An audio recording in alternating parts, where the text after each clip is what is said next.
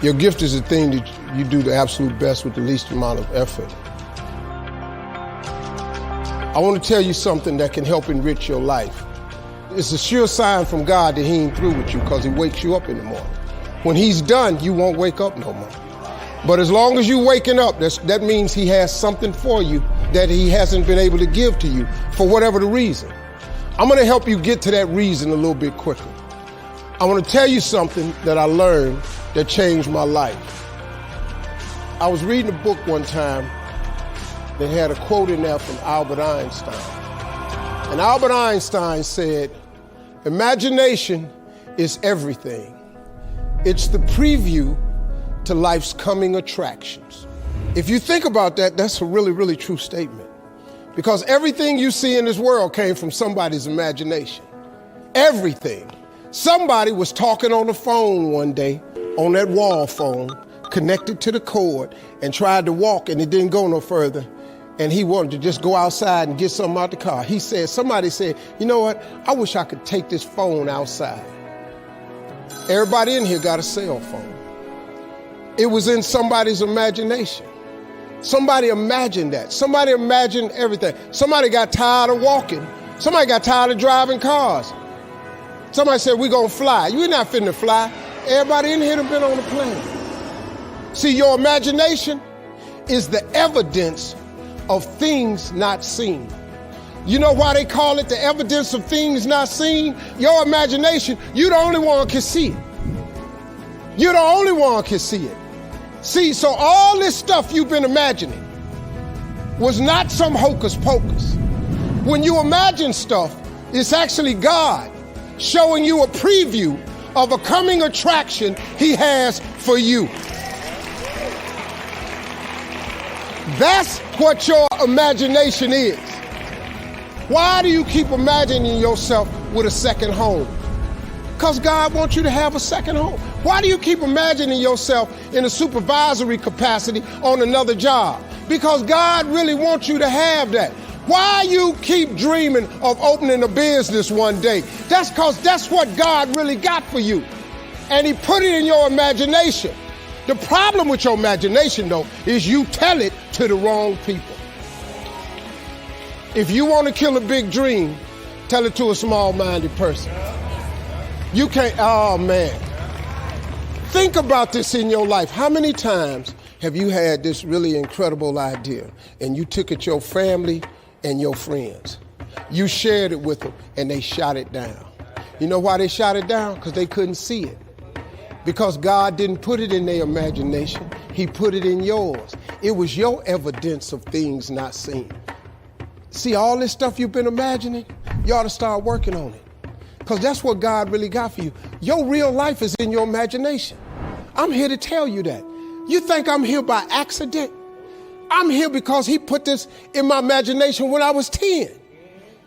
When I was 10, he showed me I was going to be on TV. That's all I ever wanted. The assignment when I was in the 6th grade was everybody write their name on a piece of paper and write what you want to be. You know what I wrote on my paper? I want to be on TV.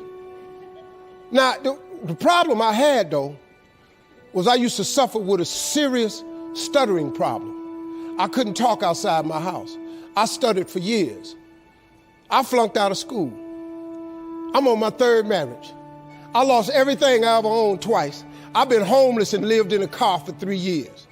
But at 10, though, I wrote on a piece of paper, I want to be on TV. So the teacher went around the room and read everybody's paper. She had you stand up when she called your name. And the only assignment was your name and what you want to be. Doctor, lawyer, dentist, basketball player, football player. I wrote I want to be on TV. She saved me for last. She said, "Little Stevie, come to the front." Now I'm thinking, I'm going to the front because I got the best answer. Because ain't nobody had put that on their paper. She called me to the front. I'm thinking I'm finna give me a gold star. But I was wrong about that. She called me to the front to humiliate me. First of all, you know I can't talk. I suffered with stuttering stammer so bad, man. I couldn't talk at all. And that lady lit in on me. "Why did you write this on your paper?" Now I'm standing there, I can't talk. Who in this school ever been on TV? Who in your family ever been on TV? Who in this neighborhood ever been on TV? I'm crushing, man. I'm standing there dying. She said, look at you standing there. You can't even talk. How they gonna put somebody like you on TV? So every Christmas, I send her a flat screen TV. Because I don't want her to miss me. I do not want her to miss not an episode of me.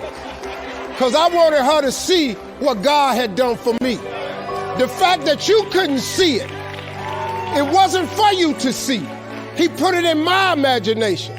But after 3 years of homelessness, losing everything I ever owned twice, suffering through flunking out of school, go home and cut your TV on. That little boy with the stuttering problem, he all over that TV. You can't cut your TV on. You can't cut your TV on not a day of the week and you don't see that little boy. That little boy with the stuttering problem is all over that TV because God put it in my imagination. All I did was hang on to that thought. I just kept hoping. I just kept hoping that what I had wrote on the paper would come true. A lot of times it wasn't about no faith.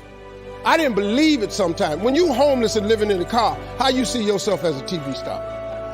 But I just kept hanging on there. Because my mama was a Sunday school teacher. I kept hearing her say, God,